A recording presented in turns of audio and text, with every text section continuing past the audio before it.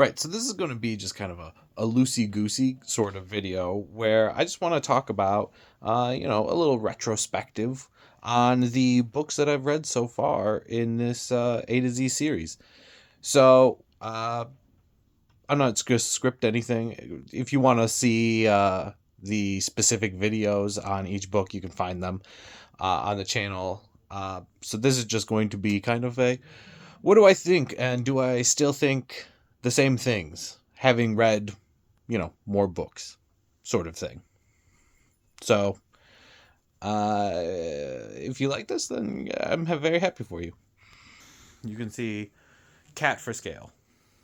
He's taking a bath. All right, so this is a slightly different than normal setup for me. So if the audio is slightly wonky, I apologize. The microphone I'm using picks up my chair creaks more than normal, so I'm trying very hard to stay still, which is very uncomfortable to do. But it's okay because we're going to do it. But I'm going to just go through the books that I've read so far through in this series, in this A to Z series, and if I have, how I'm thinking about the books after having read so many, what have my thoughts changed? Now that I've been stewing with them for so long, that sort of thing. So the first book, Jerlaine by Lynn Abbey, it has a special place in my heart, obviously, because it's the first book. It's the first book I made a video on, and it is something that I think about. I still think about every time I think about fantasy. I'm thinking about Jerlaine and the concepts of marital fidelity that it brings up, specifically in regards to elves being such a long-lived creature. Like, as I said in my video about it, what does fidelity look like in a marriage that lasts not 40 years but 4,000 years? Right? Do you have the same expectations of marital fidelity in that sense? And I think that regardless of what you think the answer should be, I think the fact that Jerlaine brings it up is very interesting, and it's not something that I personally have ever seen any other fantasy book bring up. And I think they should, because it's just it's a concept that would come up in this situation, but we just never see that, because in most fantasy books, in most Tolkien-esque fantasy books, the elves are these perfect creatures who do perfect things and are in general perfect. But in Jerlaine, they're not very perfect creatures. They're very human. They're very human creatures that just live forever. So I think it also reflects how would people react to a marriage that lasts forever. And in that sense, I think it's really interesting. It's not very good. It's not very well written. But it is interesting. And for that, I appreciate it. I said at the time that Things Fall Apart was a masterpiece. And that is no less true now than it was then. It is. The way Achebe is able to create this fully realized pre-colonial Nigeria is, I think it's astounding. And the way we just kind of sit with it for a long time. We never really see that post-colonial Nigeria, and we will later in the other African trilogy books, but in Things Fall Apart, he allows us just to sit in that culture, to experience that culture, and to see the people not as caricatures, but as characters. And I think that's a really important thing, especially with Okonkwo. Now, because I think it would be easy when writing about pre-colonial Nigeria for Achebe to have been, look at these perfect people, to create what is the trope? It is the noble savage trope, right? The pre-colonial peoples were perfect people who were noble and good people, But Achebe obviously doesn't do that. Okonkwo is a terrible person. He's an awful father. He is an awful son. He is, he's not a good person. As I talked about in the video for this, he really is affected by his ideas on masculinity and how, whether or not he is perceived as masculine. Rather than being a good person, he wants to be perceived as a good person instead of being one.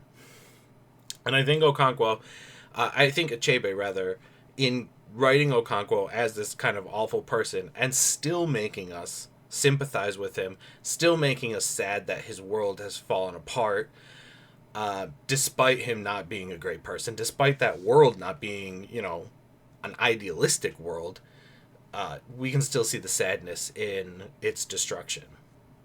No Longer at Ease, the second novel in the African trilogy, is probably the weakest of the three, but it is still very good. It is not a direct sequel to Things Fall Apart, but it is a sequel following Okonkwo's grandson in what at the time was a contemporary Nigeria, what is today now 70 years on, an older, post-colonial Nigeria, if you will, a Nigeria that has just recently is in the process of becoming independent from the British Empire. And we see, the kind of contemporary issues that were coming up, how to deal with not just the new world, but how to deal with the old issues as well, with class and the social castes system that existed before the colonial period as well. And they're still dealing with those issues, and for that, it is very interesting. I think it's short, it's worth reading, but I don't really have a lot to say about it still. I stand by the weakest of the three. Arrow of God is probably my favorite of the three African novels by Achebe. It is a story that deals not with the pre-colonial Nigeria nor the post-colonial Nigeria, but the Nigeria that is in the process of being colonized, and more specifically being converted to Christianity, to the Christianity of the British Empire. Arrow of God, however, more than just a religious book, or rather a book about religion, it is really the book about a man. It is a book about Ezeulu, right, the priest of Ulu, obviously as a priest of the Nigerian pre-Christian deities. Ezeulu gives us more of the sense of how the conversion is happening.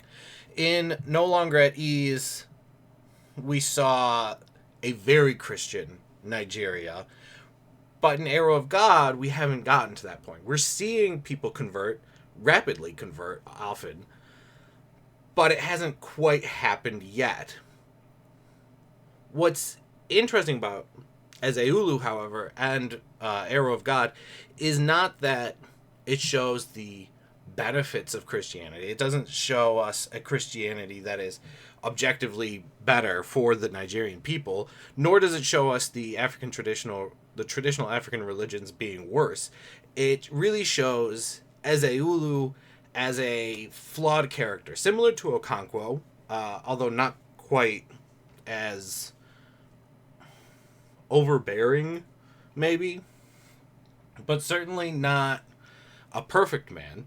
But we see how it's his mistakes, really, that lead to Christianity getting these inroads. We see the minute way in which the colonization of Nigeria happens through Ezeulu, because the British Empire, we think about the colonization of Africa as being these European powers just coming in and stamping down everybody below them, and there was a fair bit of that, no doubt, but at least when it comes to the British Empire, a lot of it was them convincing local leaders to work with them.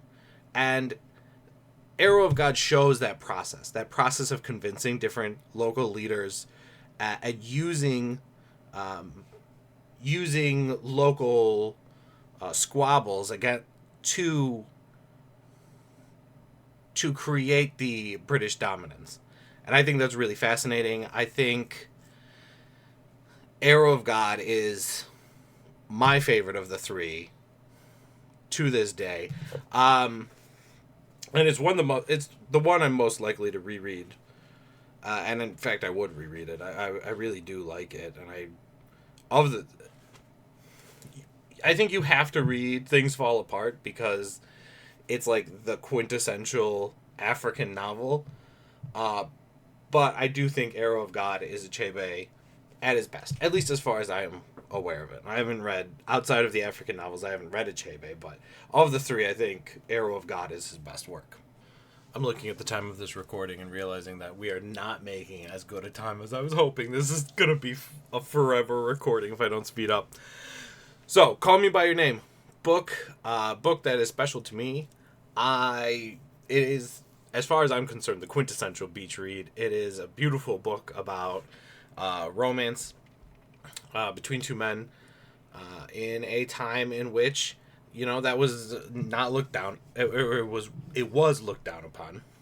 I think there's some controversy around the age gap, which I think fundamentally misunderstands the reason for age gaps, especially during the AIDS crisis in gay relationships. But I get into that in the video itself. Ultimately, I just think it's a really beautifully written book. I do recommend it. It's good. What do you say about The Hitchhiker's Guide to the Galaxy books? It's a very popular series of books, and I think it's understandable why they're very popular. They're funny. They have that kind of out there humor that I think is very, very famous in British humor specifically. And I think it works really well. I talked about in my video about how it's a postmodernist work, which I stand by. And it is really good. It's funny.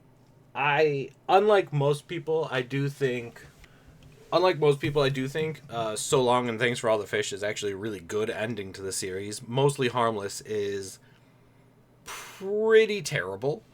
Well, it's not terrible. It's incredibly depressing and unnecessarily mean, I think, which is because Douglas Adams was depressed at the time. Even Douglas Adams didn't really care for Mostly Harmless, and I think we would have all been better off had he just not written it and left it at So Long and Thanks for All the Fish, which is a very beautiful ending. It's a nice ending for Arthur Dent, who after all his adventures finds the love of his life and they get together, and I think it's just a really nice way to end compared to Mostly Harmless.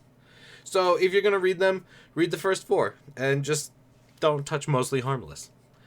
But also you should read the video, or not the radio plays. The radio plays, which is how the story was originally told.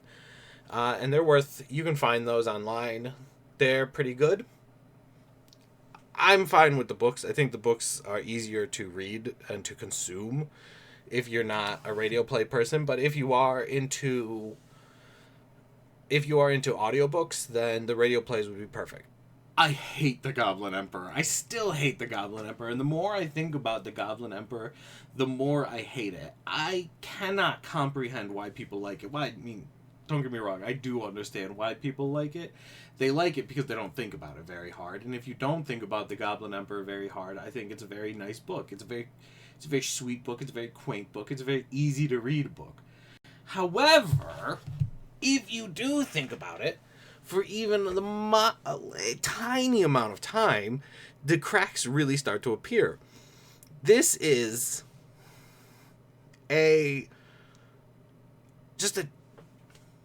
not to put my politics on my sleeve here, but it's a pretty disgustingly conservative book.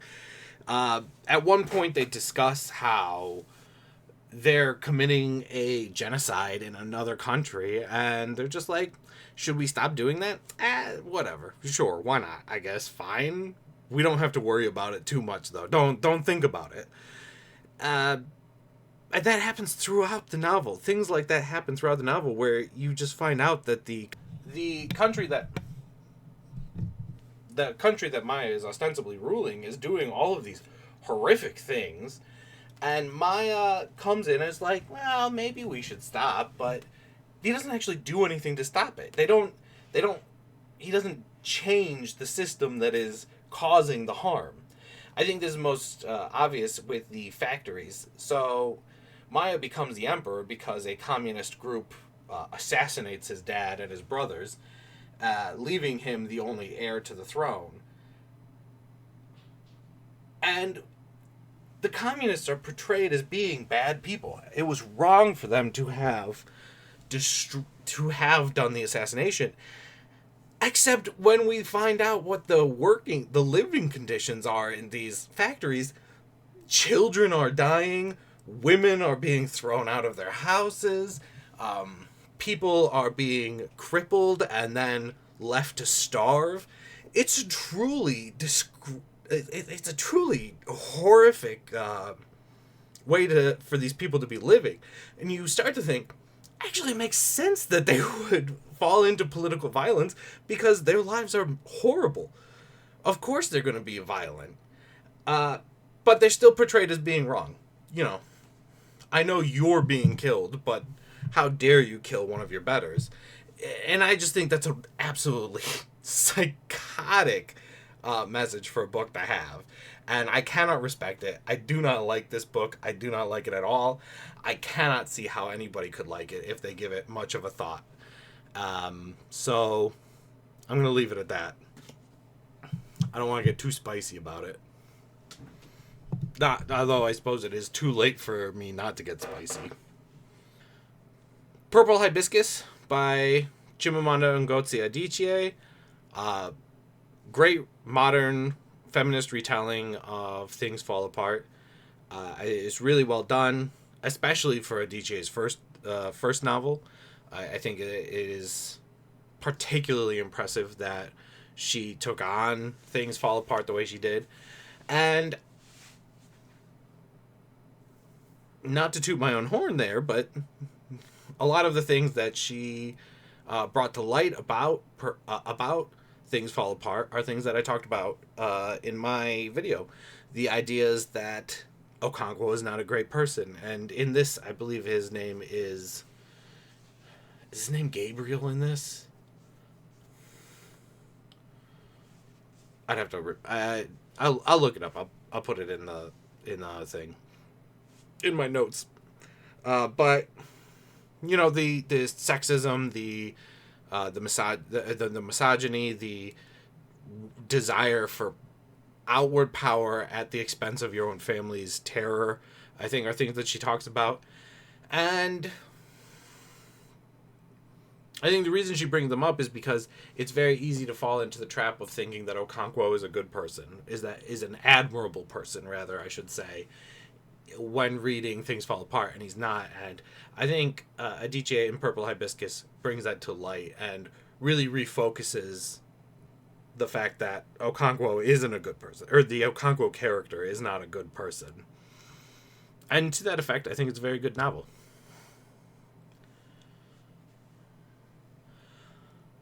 Americana, on the other hand, I did not really care for. I thought it was rather long-winded, and I find it difficult to talk about because since I'm white and not African or African American, I think it's a complicated novel for me in particular to discuss, because it is a novel that is so embedded in the conversation between Africans and African Americans, and it takes the African side of it because obviously Adichie is African, but that the issues that Africans have versus African Americans is a very complicated issue, because they're living in different worlds. They're fundamentally different worlds. Africa obviously was colonized, but it has since been at least ostensibly decolonized, right? You know, Nigeria is in charge of itself, more or less, albeit still affected by its colonial past. Whereas black people in America have been living in white a white supremacist society for 2, 3, 400 years now, and continue to live that and to continue to struggle in that society, whereas Africans are living in a primarily black society, despite being disadvantaged by the colonial history of Africa. They don't have to deal with the ever-present white supremacy that black Americans have to deal with. And that is something that I think Americana misses on. I think it really doesn't quite. I wouldn't go so far as to say Adichie doesn't understand it, but I don't think Americana does an amazing job of discussing those differences. And that's something I picked up on. It was okay. If you like Adichie, I think you'll like it.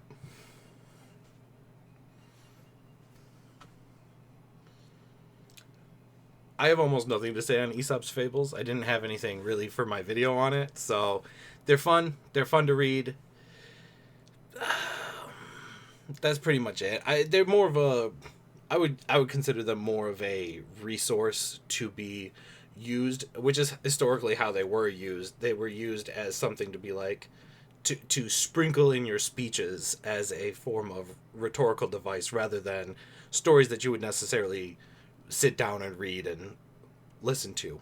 So, Little Women, a book that I love and adore. It is a fun novel. It is a novel that is at the heart of, I think, American girlhood, certainly. The discussions on within the society of the 1860s and 70s, the discussions on what it means to be a woman, how women's lives are changing, and how they haven't quite changed as much as people had hoped at the time. I think it's a very self-contained novel. I think it's a very self-explanatory novel. I think every film version I've ever watched has been really good, so I think it's worth reading. I think it's worth watching the movies. It's the Greta Gerwig movie version is one that I watch. I don't know that I would consider it regular, but certainly annually around Christmas time. And the book is something that, if you were gifting books to a young girl, I think Little Women is something that you can't really miss with. I think it's a very easy to read novel. I think it's one that people have been reading since it was published, and people will continue to read long into the future. Maya Angelou's I Know Why the Caged Bird Sings is, I think it's a beautifully written book. I think it's a fantastic companion piece to Americana, actually, to see how the African American way of life is discussed from an African position, and then to see it from the African American position itself, I think is a really powerful way of discussing, kind of looking into what my problems with Americana were. But Maya Angelou's life, she is an amazing autobiographical writer. She is obviously Poet Laureate of the United States, so her writing is beautiful. It's powerful. This is a book that I think anybody interested in the memoir genre, or in African American literature, or even in American literature in general, this is a book that is a must read. Jason and the Argonauts, a epic Greek poem. It's great. I love epic poetry. I love Greek mythology. Can't go wrong. Oh, what to say about the Confessions of St. Augustine? A book that I did not like in the least is it's a very religious book. If you're religious, then I think it's a great book to read. A very inspiring book if you're Christian, but it's not really something that is my personal cup of tea. When I was younger, I probably would have liked it better, but it's very florid, very long, very religious in a way that I think even a modern day evangelical Christian would find difficult to follow. St. Augustine, there's a reason he's a saint, let me just say, and it is because he is, in fact, more Christian than everybody else. And if that is the bar for sainthood, then it is a high bar indeed. Eichmann in Jerusalem is a very hard to read book. Hannah Arendt goes through Eichmann's life and through what he did during the Holocaust in excruciating detail.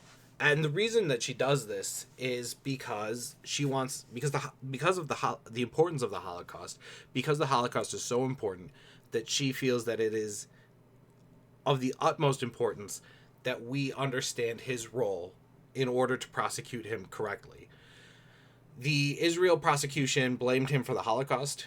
His trial was a show trial to show off both Israeli power and the way that Jews had been mistreated in the world. And Hannah Arendt took issue with that. These were real people's lives that were destroyed, and Hannah Arendt felt that Eichmann should be tried because he was certainly guilty of crimes, but he was not guilty of committing the Holocaust. And she was of the opinion that he should be tried for the things that he really did do. And Hannah Arendt puts him on trial for those things in Eichmann in Jerusalem. And if you are a student of the Holocaust, student of genocide, student of World War II history, I think you owe yourself to read Eichmann in Jerusalem. And I think that it is, if anything, becoming sadly more prescient every day. And it is something that I don't envy. Not that I don't envy. I don't take pleasure in recommending, but it is something that I do think it would behoove everybody to read, to understand how the Holocaust happened and what we can do to make sure those things don't happen again. So finally approaching the home stretch, and we get into Jane Austen. Sense and Sensibility, we're going to do these somewhat rapid fire. Sense and Sensibility is a perfectly fine book. I don't think it's Jane Austen at her best. I always recommend reading Jane Austen because I love Jane Austen. She's one of my favorite authors. But Sense and Sensibility, if you're going to read one, it probably shouldn't be Sense and Sensibility. It's kind of a weirdly just a ho-hum book, if you will. Pride and Prejudice, the most famous of all of them, is a very fun book. She described it as bright and sparkling, and I think that is an accurate depiction of it. It's a very happy book, but not particularly a realistic book, but it is a fun book, and I think it is remarkable for that. Mansfield Park, very long, very dense, very depressing. Not particularly good either. Emma, Jane Austen's masterpiece. Emma Woodhouse is one of my favorite literary characters. She is beautifully self-centered, and I love that about her. I love everything about Emma. I think it's a really good book. I think it deals with a lot of the same themes as Mansfield Park, but does it better. And does it in more of the same style as Pride and Prejudice. So kind of the serious themes of Mansfield Park with the humor and vivacity of Pride and Prejudice, if you will. So I think her best work. Northanger Abbey and Persuasion were not published in her lifetime, and I think they should have stayed that way. I stand by that. I think that a writer has a right to work on their to put out their work when they're able to, and if they're unable to put out that work shouldn't be put out. And I think Northanger Abbey is, in particular, a perfect example of this because it is a book that is clearly not ready for publishing. It is not up to the standards of the other Austen novels. Even Sense and Sensibility, her first published novel, is miles better than Northanger Abbey. And I think it was kind of a money grab by her family. No offense. I understand it. Her sister in particular could use the money, but I'm just saying. I don't respect it as an artistic work because of that. Persuasion is a sad book because it could have been her best work if she had more time to cook with it. You could see it. It was so close to being done, but it just wasn't quite there. And had she lived to finish the book, I think it would have been her best. But alas, she did not, and so we must judge it for what it is, an unfinished novel. And there we have it. All of the books that we read for A's, or in the A's, and from now on we'll be moving on to the B's. And I am personally looking forward to it. This has so far been a fun project for me. It's been great getting to read the books. It's been great getting to think about the books, getting to talk about the books. For the people who leave comments and likes and all that, I really appreciate it. And I hope you continue to watch these videos with me as I continue into the B's and the C's and so on and so forth. So, thank you very much.